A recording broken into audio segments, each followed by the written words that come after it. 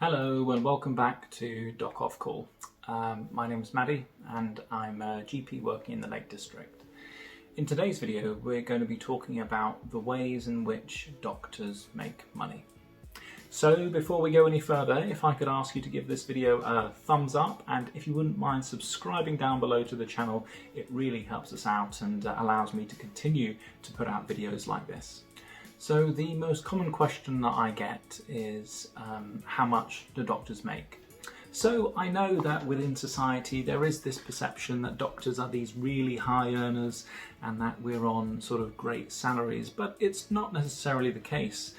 I think there are a few factors that determine how financially successful a doctor is, and I think those are true of the general public generally. So if you have high aspirations, you're ambitious, you're wanting to work many hours, you're entrepreneurial, those will all keep you in good stead with being financially secure, but it's not necessarily the case that every doctor has those pursuits and has those characteristics in place. So there's quite a big disparity depending on all of those factors. So to answer that question, it's very difficult. What we're going to be talking about today are the various ways in which doctors can make money from the different types of jobs that they can do.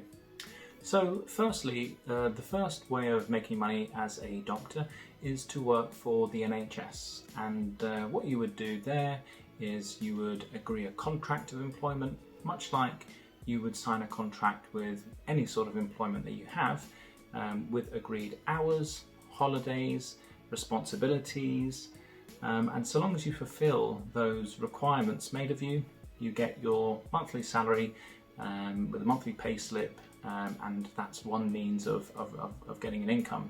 Now, as I said before, there are different grades of doctors, so from junior doctors to more middle grade doctors and then through to consultants, and they're all on different pay scales and on different incomes. So depending on where you are along that ladder of training, your salary can fluctuate quite dramatically. Just as an example of that, I'll just put down the side of the screen on this side the typical sort of pay scales that junior doctors get, middle grades and then consultants. Now, in addition to working for the NHS, there are also opportunities to win prizes like based on clinical excellence, and you're typically nominated by your peers, and there can be sort of bonuses into your salary, so that's one way of bumping up your salary as well. Now, staying within the NHS, another way of being employed by the NHS is as a locum.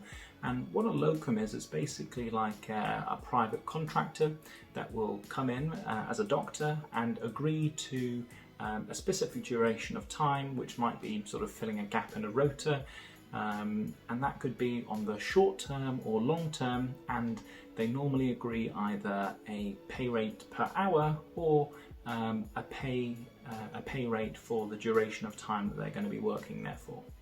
Now, a lot of people think that locuming can be a really sort of financially lucrative job, but you are self-employed within that role, and so there are quite a few overheads, and we'll cover that in a later video about the advantages and disadvantages of being a locum doctor.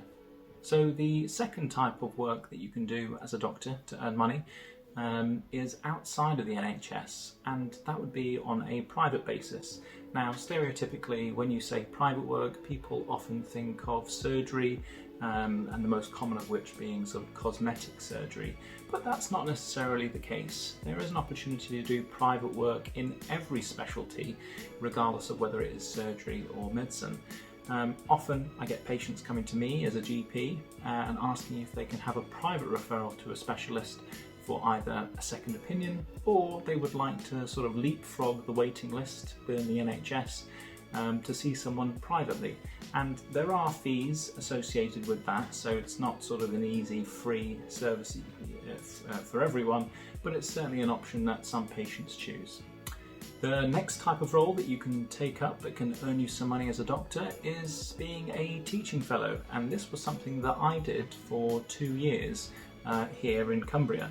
And what that job involves is teaching medical students that have come across from Newcastle, either on the hospital wards or within the classroom, and you're primarily paid for your teaching role, but as aside from that, you can keep up with your clinical experience in a specialty of your choosing. Now, I found this experience invaluable. It gave me an opportunity to step back from working, constant night shifts, weekends, and on calls, and really ask myself, what do I want out of my career? Also, I gained a teaching qualification whilst doing those 2 years, and I really just enjoyed the whole experience. You get to mingle with students as well as fellow colleagues and peers who are in the same sort of position as you are, and it was a really creative 2 years, so I'd highly recommend it. In fact, I'll be doing a future video based on the advantages of a teaching fellow coming soon.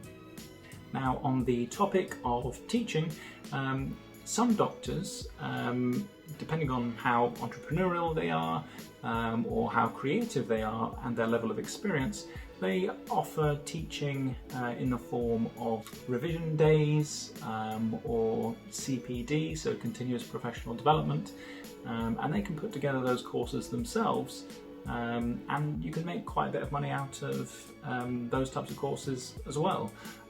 So I have a few friends, some of whom I went to medical school with, who came up with textbooks that they wrote based around exams, and I believe now they're in their 10th edition, so you can be quite successful with doing some other sort of entrepreneurial things with teaching as well. So the next option is one that probably not a lot of doctors are familiar with or aware of, and that is private consultancy. So once you're qualified as a specialist in whatever field you have, there are private businesses out there who would really want to have access to your experience and to your expertise in advising on projects that they're doing. So, for example, if there are any projects involving public services, they may want to talk to their, a local general practitioner to get some of their insights as to what works well for that cohort of the public.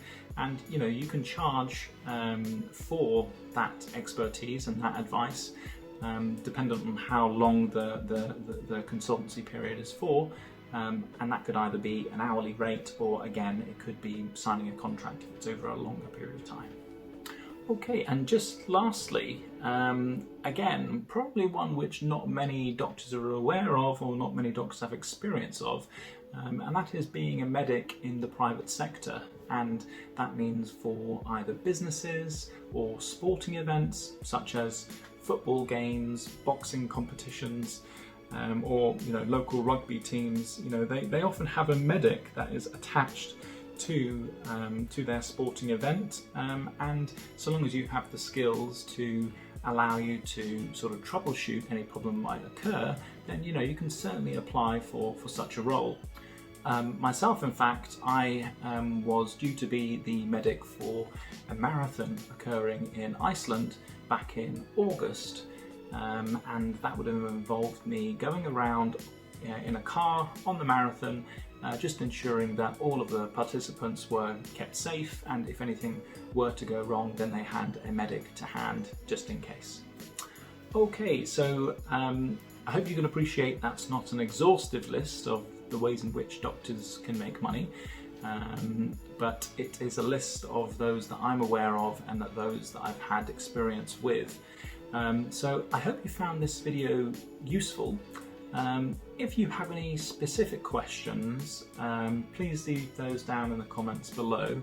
But if you did like this video, please do give it a like, and also if you could subscribe to the channel, it really helps us out. But otherwise, I hope you've enjoyed, and I'll see you in the next one. Thanks.